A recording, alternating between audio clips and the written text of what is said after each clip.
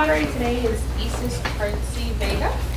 She's the Assistant Director for the Center of Advancement at Teaching. Center of Advancement? No, Center of the Advancement of Teaching. Sorry. So I'm going to give you a little bit of a background. She got her bachelor's in English and French at Duke University. She then worked as a journalist in Miami and Manhattan, writing mostly about Hispanics and higher education.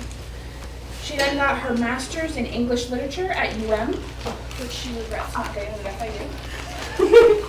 And she also taught English composition for 6 years. She later got her PhD, her doctorate in higher education leadership. Her research interests include multilingualism in college classroom, inclusive teaching practices, and the impact of faculty-student relationships on learning.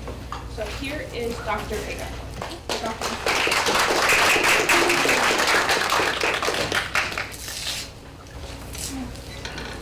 All right. So a lot of thanks first. Thank you, Eric, for encouraging me to do this. Thank you to the Office of Global Learning for this fantastic opportunity. For you and for all of us who get to come on Tuesdays and have these conversations. And I hope that that is the spirit in which we will treat today, which is a conversation. I wanted to start with a couple of confessions, right? Everybody can hear me? Okay, I don't want to stand back there. And the confessions, number one, is that this is such a guilty pleasure for me. I have been thinking about bilingualism and languages and multilingualism for as long as I can remember. I thought about it as a journalist when I was writing for magazines about Hispanic Americans and higher education. I thought about it later when I was a faculty member at the University of Miami, helping my students with their writing when I was a writing instructor, kind of ENC 1101-02 here. That's what I taught. I thought a lot about my students and their bilingualism. And now my primary responsibility here at FIU is to help faculty so that they can teach those of you who are students more effectively. It's a really nice reason to get up in the morning, is to come here and to help them so that when you're in their classrooms, you can learn as much as you can. And in so doing, I am again reminded of the incredible opportunity we have here at FIU with the linguistic plurality that surrounds us and with the linguistic resources that you all bring, and then what happens to them when we get to the classroom and beyond. So this is something I love to talk about, and the one thing that I did also want to say by way of disclaimer is that even though I've been thinking about bilingualism for a long time, I am by no means a brain scientist. So once we get into the detail, and if some of you have seen the piece, you might know what I'm referring to. There's some details here about brain science, which I understand probably about as much as you do, right? Or maybe you understand it better.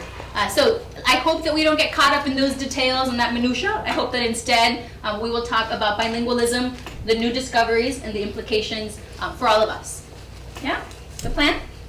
So we'll talk briefly about the piece to make sure that we all get a sense of what's in there. And then I'll ask some questions. One more ground rule, and I say this because conversations about language, bilingualism, they might lead us naturally into conversations of things like immigration or language policy. And if in fact we go there, right, which I don't object, I just hope that we'll be careful and that we'll be respectful of each other, that we listen, and that we do this in the spirit of academic dialogue, which is why Tuesday roundtables, I think, exist. The beauty of getting together and to talk about stimulating topics, but not to judge or to demean, but rather to listen. Yeah? Okay. Wanted to say that first. So, the author, whose name I'm having a little trouble with, G. Yeah, poor guy. I'm really butchering his name here. I looked it up last night to see if I could find a phonetic pronunciation, but I could not. And he starts us off by saying that for much of the 20th century, educators, policymakers, I would say the general public, had this impression of a second language as a hindrance, as something that interfered or inhibited academic and intellectual growth. Yeah? So this was the view, the scientific view beforehand, right? So second language, oh, that's trouble. Yeah? That's going to help them. We have to maybe get rid of it. And the reason for the article, right, is that there have been scientific findings that add to this conversation. I was hoping, right, I can dream here, that some of you who have read the piece would be so kind as to help kind of synthesize what some of those recent developments were.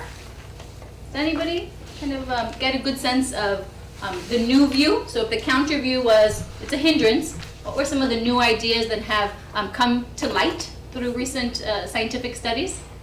And if not, we can just read them off the page. That's fair too. Somebody's going to be really brave. Thank you. I mean, I think what it's. Can you tell me your name, sorry? I am Deep. Full Deep? name is Somya Deep.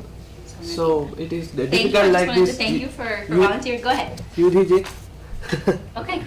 So, yeah, I think what they're trying to say that, as you said, it was earlier thought of as a hindrance or a problem, but now they are thinking more of it as a good thing, not just because we can communicate with multiple people, but also as a way of, it is better for the brain also, because there is kind of a environment of a conflict, and sometimes, like it says, that one has to communicate with his or her father in one language and mother in another language.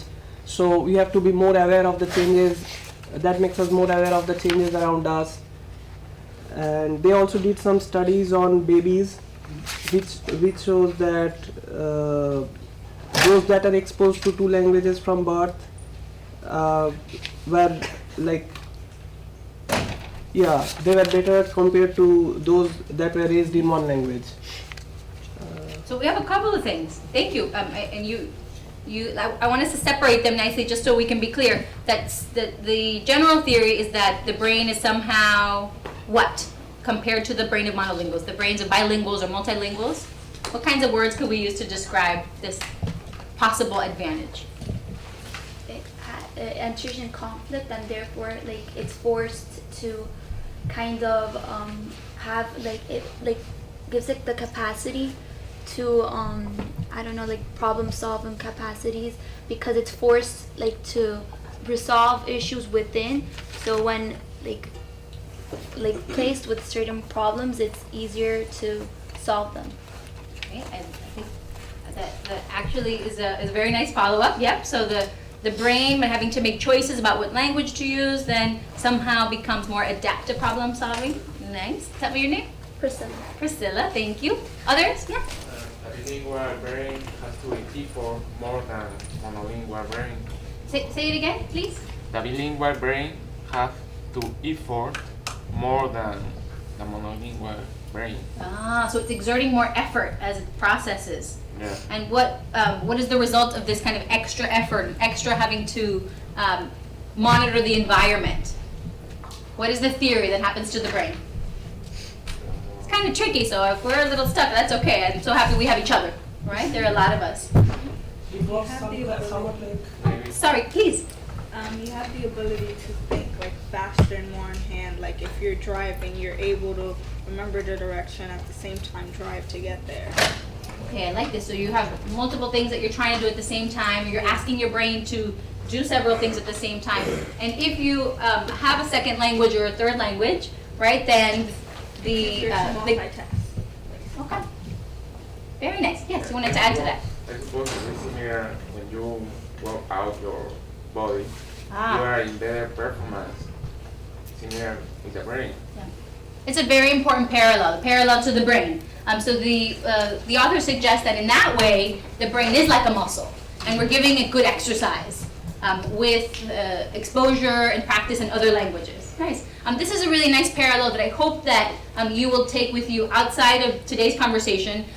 For a similar scientific belief in the past was that the brain was kind of fixed, and that you were kind of born with a good one or a bad one, right? So when you're little, they say, oh, she's lucky, smart, right? Or, oh, he's not so smart. As if this was something that was innate or that we were born with.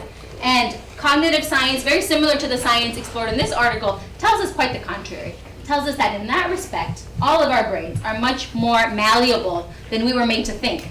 And so if anybody thought to themselves, I'm not good at math, or I'm not a good writer, that just means you haven't put in the time and the effort, but not that it's not possible for you, right? That's not a fixed state, and that our intellects are not fixed state, that we are not smarter or dumber by birth. We are smarter or perform better or worse by virtue of time and effort and practice. I think that's really good news, right? It's so sad to think, oh, right, I didn't get the good gene. All right, so we have a general sense of these discoveries of the brain. Does somebody want to add or kind of wrap up some of the this new perspective? So in the past it was a hindrance, right? The second language is an interference. Oh, it's not going to let you develop intellectually or academically. And now? It's like, because I'm in grad school for this, so Oh, it's thank you. plasticity of the brain. So it's basically that, what you have, like, basically that's simply what you said, what you were born with. It's also shaped by your experiences, and it's also shaped by your environment. And so there's a bidirectionality of influences between the person, their environment, and just the whole general, even the historical nature of when and where, the time space where they were born. It's not just a fixed thing. So even if, like I was asking her, well, does it make a difference if you were born in a bilingual household or if you acquired the language later? But technically, it might not matter. It might not be the difference. You might still be able to have differences in your brain, no matter when you acquire the language. Thank you. Is that your name? Vanessa. Vanessa, thank you. Vanessa puts that beautifully for us. And she even gives us plasticity as kind of a nice term to take away. And so I would like us to imagine, right? We don't have to believe it, but I want you to take these new ideas into your head. I wanted to give you another version that I thought was kind of helpful for me from another piece. And it says, it reads, multilingual people, studies show, are better at reasoning, at multitasking, at grasping and reconciling conflicting ideas. They work faster and expend less energy, so a little bit of efficiency here, and that as they age, this one came up in the piece as well, they retain their cognitive facilities, right? So the onset of dementia and other things is delayed. A bilingual brain is not necessarily smarter, right? So here, but it is proving to be a more flexible, more resourceful one, right? I thought this was a nice complement to the ideas we have in the current piece. So now what I would like is for us, right, unless you object, for us not to stay at the brain and all of the technicals. I want to talk about implications. I want to talk about what this means for all of you. And so if you would indulge me, I would love it if you could talk to a neighbor, maybe a couple of people who are next to you, about your reactions to this idea. Nothing too hard-hitting now, but all right. Scientific evidence thought one thing, now it thinks another. What do you think? What do you make of these findings, whether you believe them or not? Is the idea that bilinguals are smarter why you came here to begin with? Do you object to it? Are you surprised by it? Good, bad, anything in between? Please take a couple minutes to chat. And I am learning Spanish more than my native language. I do reading comprehension. Actually, my reading comprehension is really good. But I don't know. Some people say that they can't.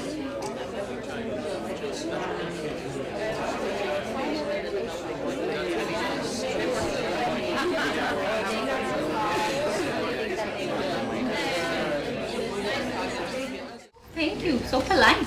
So great. I know you were having some good conversations because I was snooping and walking around. And so I would love to hear some of your reactions, or if your reactions are too personal, you can share those of your neighbor without telling us which neighbor. No, I'm kidding. Who wants to share, please? I have one. 'Cause it got me thinking. We were discussing the difference between when a person speaks one language and when they have multiple language. Their like vocabulary and how constrained they are based on like what the other people are talking around them. Like I speak kind of like 3 different languages at the same time, and in reference to one of my sisters that speak like one. And sometimes I find myself like some of the words that they're saying, because I know French, Creole, and English. Some of the words that I'm like, wait, what? I didn't know that word. Because it's like I feel like sometimes you're constrained to whatever the people around you are talking about, and unless you go further out with like other friends or like you associate with different people in the language, then you don't have as much of a vocabulary. This is very interesting. This takes us to the point of degrees of bilingualism that's mentioned kind of toward the end of the article. Let's hold on to that because I would like for us to talk about the implications of different degrees of bilingualism. Thank you. Over here? I don't necessarily believe bilinguals are smarter. I believe that it's more like having a different set of skills. Much like you can have a person who's really good at puzzles who can solve the Rubik's Cube in God knows how long, very short amount of time.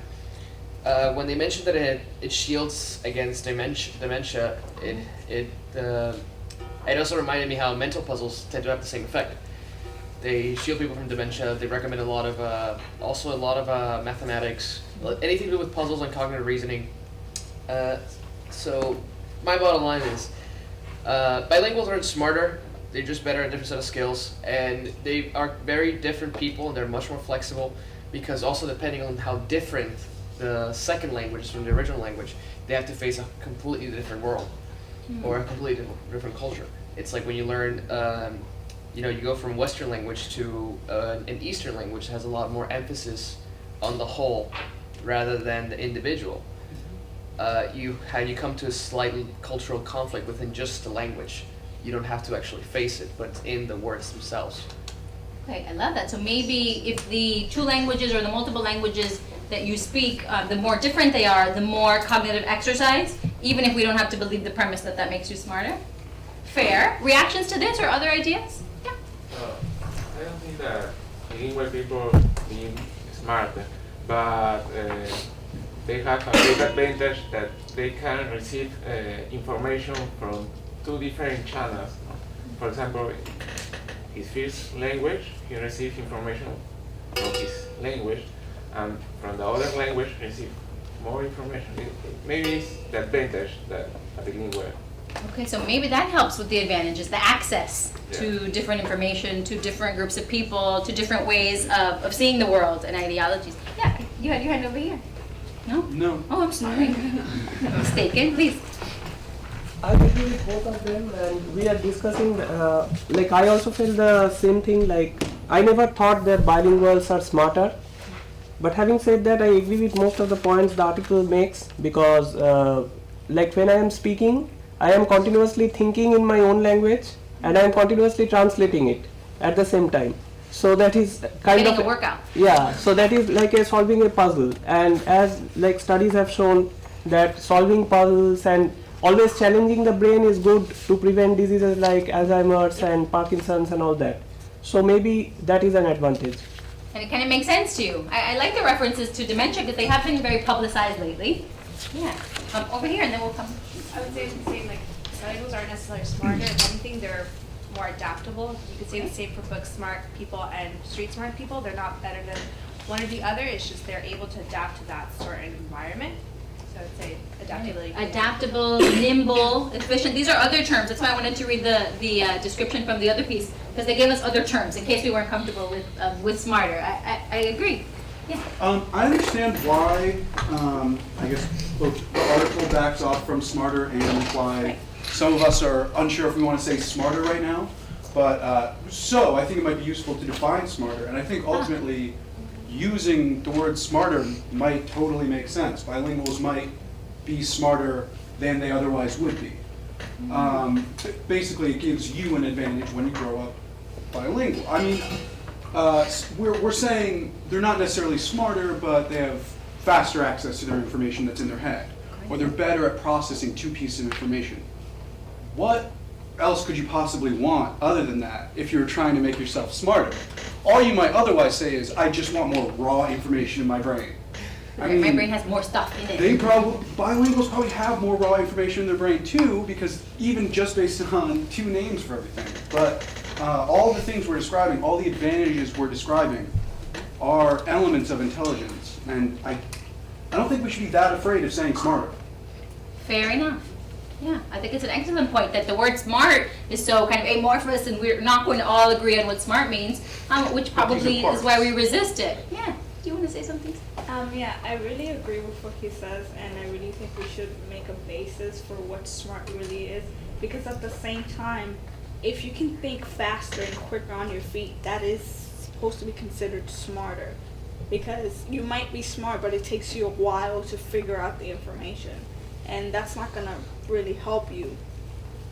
Maybe, and then again, we want to recognize that speed isn't everything, right? That so if we're in an exam and it takes us longer to arrive at the right answers and to be thoughtful and methodical, but we get there, and we know the next steps and we can solicit the right information from our brain, that might also be a version of smart. Well, needing a little more time doesn't necessarily make you dumb, but wouldn't you want to be faster? Couldn't we all be faster? Like, Maybe. I think we have to be really suspicious of any test or any person who could say, I can tell who's smarter, I'm going to stick a dipstick in your brain and it's going to tell me, right? It is such a complex construct that I think, let's just not go there, right? I'm much more interested in, how did you feel about this? Did this seem surprising at all? Did it confirm something that you have suspected all along? That you were, if you, in fact, you were bilingual, that your brain was more adept at doing some things or another? Kind of your gut reactions to this title or to this notion. A couple of things I think of with this article is, it sounds like the author's speaking about people who have grown or being raised bilingual. Native bilingualism. There's a little part at one point about people who acquire the second language later on. So I don't know what that would mean for those folks. And then also, if then, being bilingual is a benefit, then why are we not fostering that, And at one point, does someone who was bilingual when they were 6 years old, but now they're 21 and they're not so bilingual anymore, how does that change the benefits? Are they still there? Can it be resurrected or whatever, Let's talk about this. I think this is a fantastic question. The article gives us a little bit that we can work with, but if not, we have each other. And we have this fantastic questions about degrees of bilingualism and what happens, even if you are a native bilingual, kind of learned a language at home, then acquired another one, but your relative access to these languages and your relative fluency is different. Yes?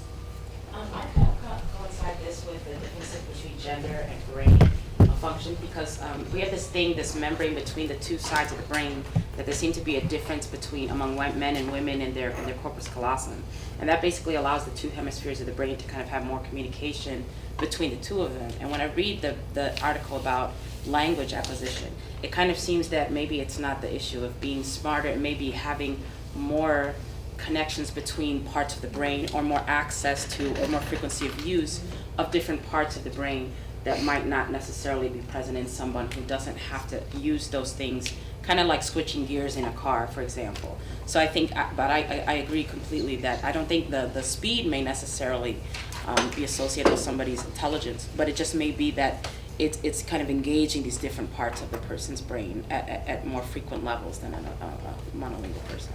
Let's put these two together, because I think they complement each other quite nicely.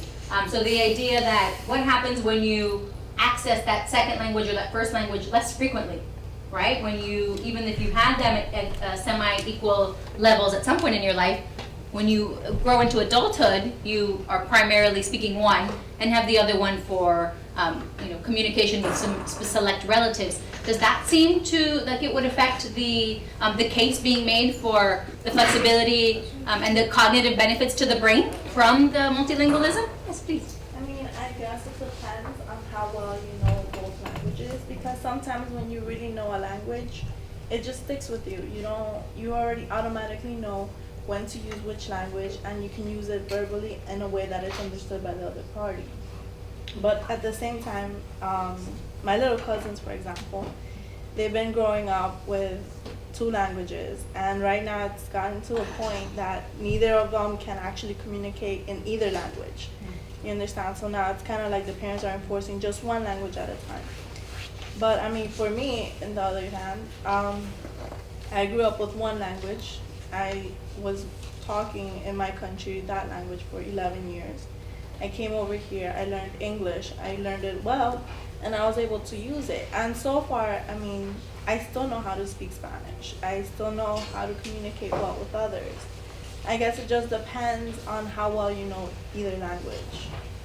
Okay, good point. So it depends on how well you know. So the degree of bilingualism, we suspect that really does matter here. Yes? We also have to recognize that when they refer to children,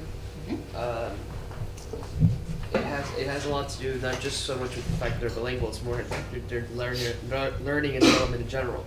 A more stimulated child will generally be smarter, they will generally be swifter, they will generally be able to think faster. You can have a child who's less stimulated from the time they're an infant, and they won't be as quick, and they won't be, they won't respond as quickly to certain stimuli.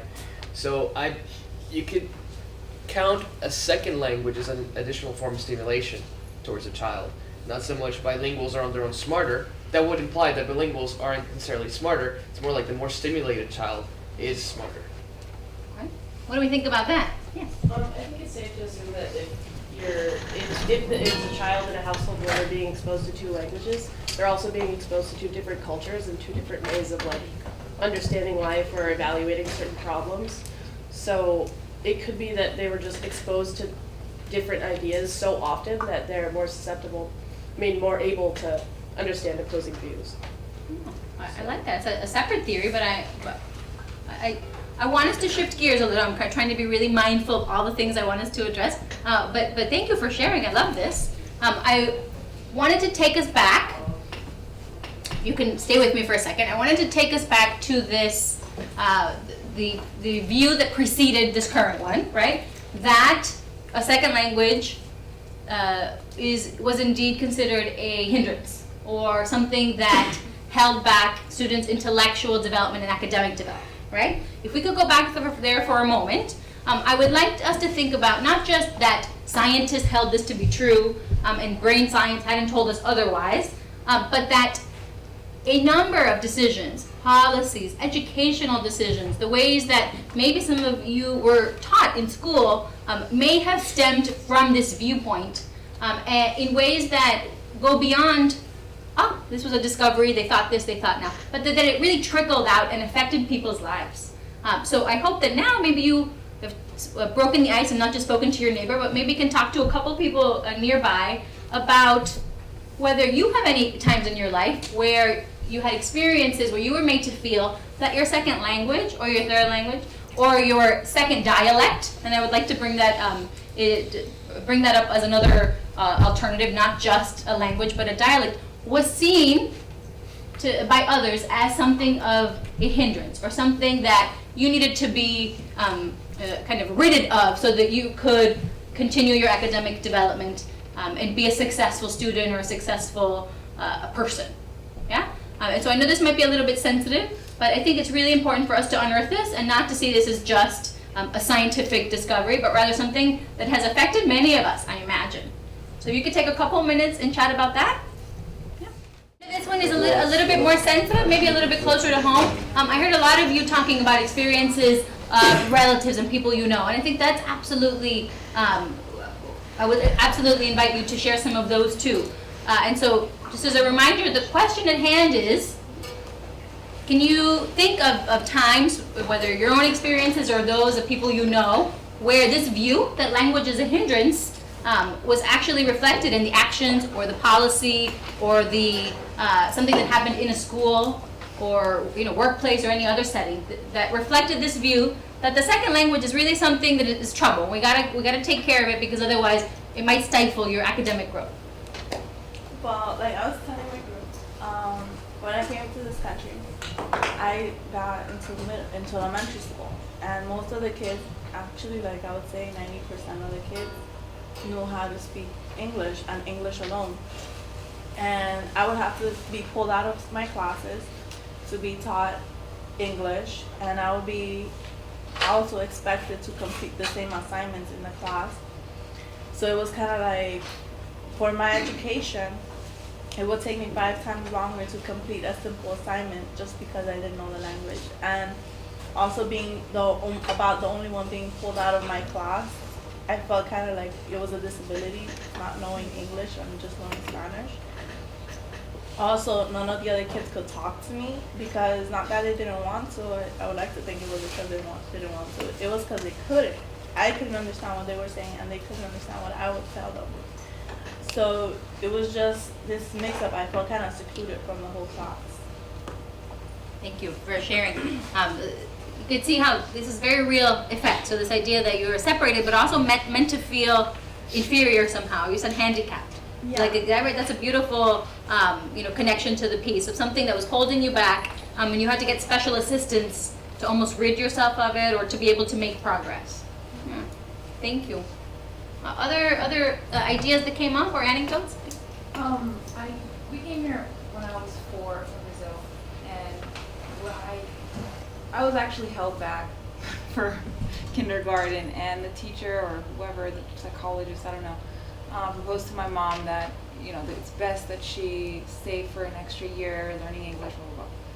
Okay, so that happened, but I mean, I don't remember ever learning English. I don't remember feeling any difficulty. I don't remember feeling any sort of separation or discrimination or anything like that. I mean, if anything, I feel like learning a second language to me was very experiential. It wasn't like I translated. Maybe it was because of the age. I don't know. I was only, 5, 6. But whatever happened in that time, I think it set the stage for my learning of other languages, and I was able to learn 2 more, like just, as if I was a child, like naming things instead of translating, like, no, it's just like I know what things are or whatever it is. So I think in a way, and English ended up being my best subject, so, although it was stigmatized to, know another language or have another language be enforced, it helped me a lot in a way. So, because I have a really strong sense of the English language, I'm a pretty decent writer, as a matter of fact, so. Cool. I was thinking that it was the absence of a stigma that kind of opened your eyes to languages as an asset, but you are kind of both at the same time. The fact that even though it was stigmatized, or maybe because there was some stigma, it empowered you, perhaps. That's kind of fascinating. Right? It's nice to think about. Yes. I think I would be surprised to hear of instances where being bilingual, like already being bilingual, is specifically stigmatized.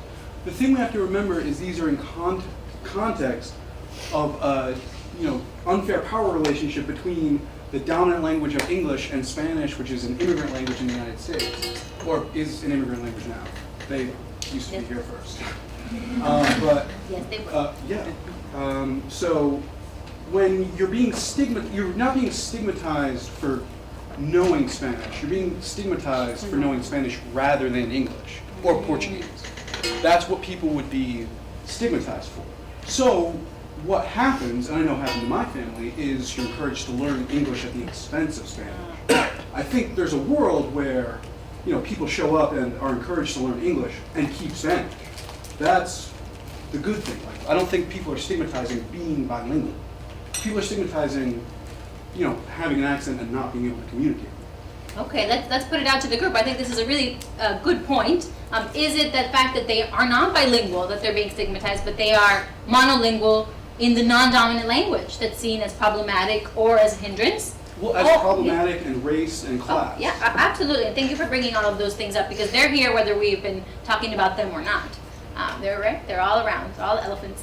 But I think this is a really good question. Can anyone think of a case where being bilingual, right, was also seen as somehow evidence that you were lesser or that you were inhibiting your academic performance? Or might this be the case, that it's only true when you have one language and it's not the dominant language? Over here?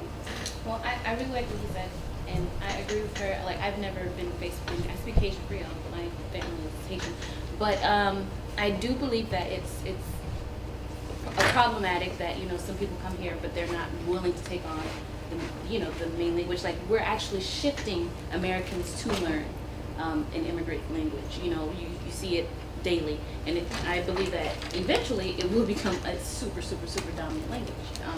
At least Spanish. Okay, but there are some instances and some cases where people don't want to hear it at all. I've been to banks where I've heard the comments like, "We speak English here. You need to this and that," and it's just like, well, sorry, what do you want me to do? So I think it's sort of a balance there. Fair. It's a good point. Yes.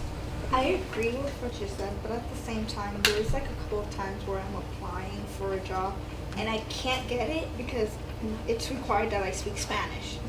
And I'm just like, okay, I kind of like understand that, but like most of the positions required you to speak Spanish. And I think like sometimes they forget the fact that like not everybody speaks Spanish here. This comes up a lot. This is a sore spot for a lot of people, so we can talk about it. But before I forget, I wanted to respond to this notion that immigrants arrive and decide almost that they don't want to learn English. I wanted to say, just from a journalistic perspective and a research-based perspective as a scholar, that simply is not true, or not backed by the evidence. That it tends to happen a little bit more slowly for newer generations of Spanish-speaking immigrants. Yeah, the research will say that the rate at which new immigrants learn English maybe has been slowed down because they have access to their home language, to communities where their native language is spoken. Yeah, but very little to no evidence that they kind of adamantly decide not to. Right? Only the rare exceptions, but let's see. I saw a hand over here, and I want to just focus. Yes, and then we'll come back. I think that it depends, because I have seen that some kids have really overwhelmed. They're overwhelmed when a second language is forced on them. So it may differ from person to person. And coming to the stigma thing, I have actually seen the opposite in my country, because people who are in an English medium school from a young age are seen often as an elite group. So those who are not, suppose our national language is Hindi and my native language is Bengali. So about any of these languages, often the parents proudly discuss with other parents that my son or daughter is really good at all the subjects. The only thing that he doesn't do well is Hindi. What does it make sense? So Hindi is useless. So things like that. So that creates kind of an unequal power. So I feel that there is also a stigma in that way. And I think it is very important the way a child is taught, because a lot of my friends, I thought that they would have done better if a second language wasn't forced on them. And actually it is true that some people who are totally learning in one language, even up to grade 10, from grade 11 and 12, when they were nearly 15-16 years old, they started learning. I mean, they knew obviously a little bit, but they started practicing it more, and they are now, like, if I use this word, as smart or maybe even smarter than us. So Fair. Just looking at my watch to check on time. It's making me nervous. One more about this, and then I wanted to kind of pose a final question. Yes. Okay, sorry, but no disrespect, but No. I don't know if I know we're in Miami, so obviously a bunch of different language and everything, and I know outside it's totally different. Never been, so wouldn't know. But like, I've seen a couple of times where like somebody would walk in and they would be speaking in Spanish, and I'd be like, okay, I don't understand. And they're either like bring their daughter forward, or somebody that speaks English and have them translate.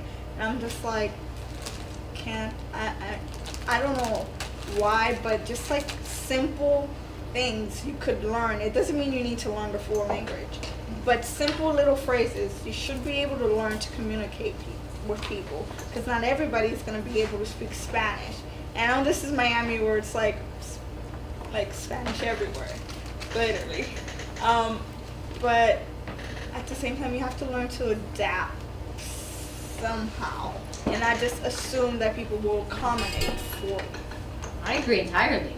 Yeah, I know that this happens. I saw a couple of hands, so maybe somebody wants to respond to your point. Well, I sympathize with your scenario of the communication is a problem in this situation where the 5-year-old daughter has to come in, and if you worked at like a doctor's office and you were the doctor or something, and your patient didn't speak English and you needed to use like a 5-year-old's vocabulary to mediate that relationship, that would be a problem.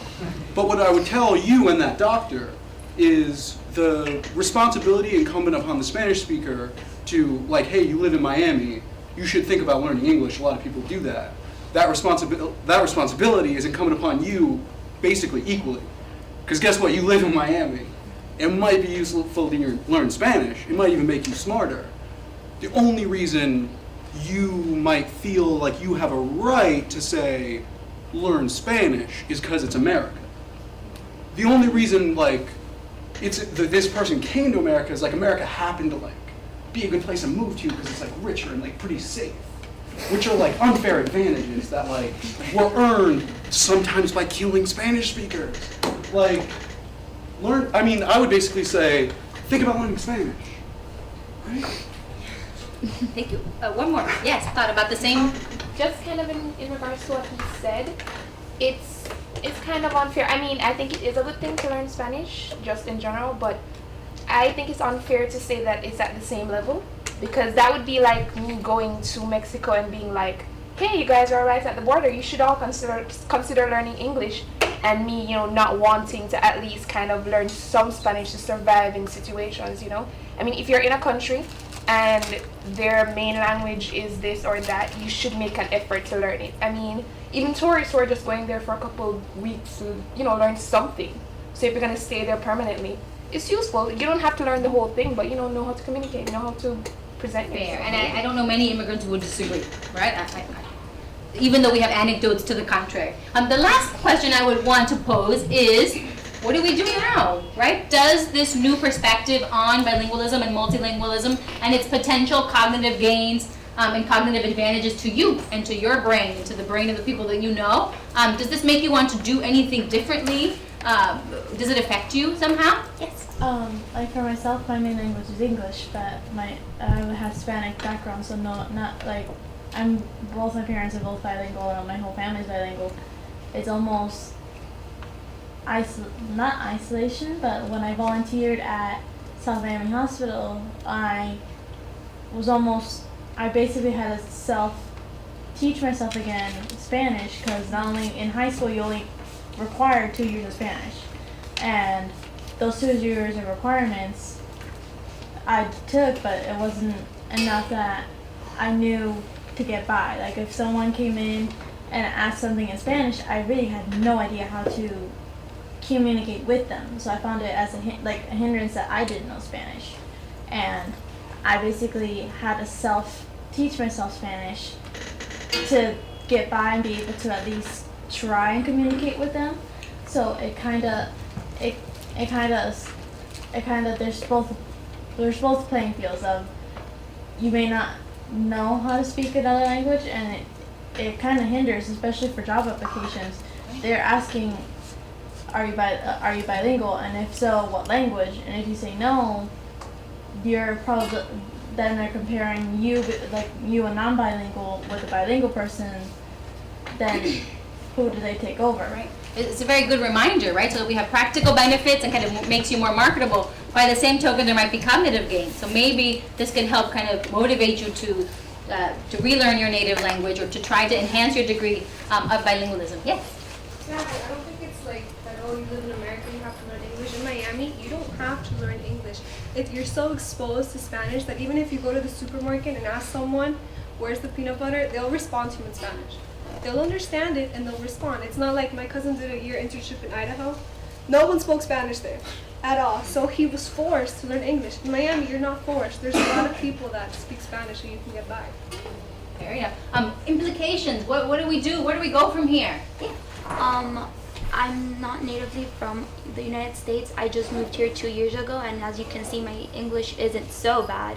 And it's because in my school, it was a bilingual school. Since kindergarten, you were immersed in both English and Spanish, and my native language is Spanish. And as a child, during the whole process of elementary, middle, and high school, you were both not jumping back and forth from English and Spanish, but half of your subjects would be in English and half of your subjects would be in Spanish. So you were asking for what do we do now? Yeah. And maybe it's in part of the education that is forced here. It's America, people know English. We don't need to English is a world a global language. Everyone should know English. So they don't have the perspective of implementing other languages as a bilingual thing, a double thing that you should do. So maybe it's the view schools in America have of. Does it make you think that more schools like yours should be out there? Yes. You saw the It's a benefit. Right. Fair. So maybe we need more bilingual programs over here. Yeah, I was gonna say maybe the education system needs to change, at least in South Florida, because it looks like we're mostly speaking English only for school. When you do an application, you can do it in Spanish. Wherever you go, you can speak in Spanish. Everything is in Spanish. Signs are in Spanish, so it's you're mostly only speaking English in school. Curriculums are in English, so maybe that needs to change, the school system. Maybe. Yes, sir. I feel like this whole newfound awareness on bilinguals being smarter should all just help promote why people should go out of their way to learn a language, and that bridges the gap between me and say somebody who doesn't speak any English, but we may have a lot in common. It'll promote less prejudice within society, and also making connections with a stranger. I love that. Thank you. I think we have time for one more. Oh, I hate to choose. Okay, thank you. Well, from the perspective of education, I've started to do like TAing, and I've done some experience with being an instructor here, and I've also come across a lot of where it manifests itself is in the writing samples of some of the students, and I think that you're here at FIU, you do get a glimpse of how the state of education is within the state of Florida. I think a lot of people are coming from the public school system in the state of Florida, and so I think it's important to have cultural sensitivity and awareness on the part of educators who are having to really, people at FIU that are instructors, they really have to meet students at every level of their academic position.